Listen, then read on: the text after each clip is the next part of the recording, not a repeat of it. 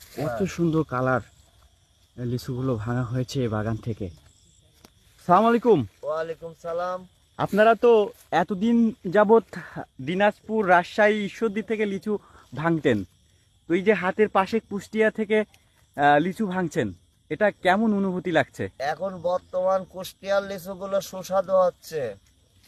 কুষ্টিয়ার লিচু আগুর হয় এবং কুষ্টিয়ার লিচু স্বাদ ভালো। আপনাদের বাসা কোথায়? আমাদের বাসা কুষ্টিয়াতে, আমরা ব্যাপারী। আচ্ছা, দীর্ঘদিন ধরে তো লিচুর সঙ্গে আপনাদের আমরা কারবার। বাংলাদেশের সব জায়গা থেকে লিচু তো কিনি। তো এই যে কুষ্টিয়ার সদর উপজেলার আলামপুর ইউনিয়নের স্বর্গপুর দহকুলার যে মাঠে যে লিচু চাষ হচ্ছে, এই লিচুগুলো আসলে কেমন? খুবই সুস্বাদু। দিনাজপুর, রূপপুরের চাইতেও সুস্বাদু।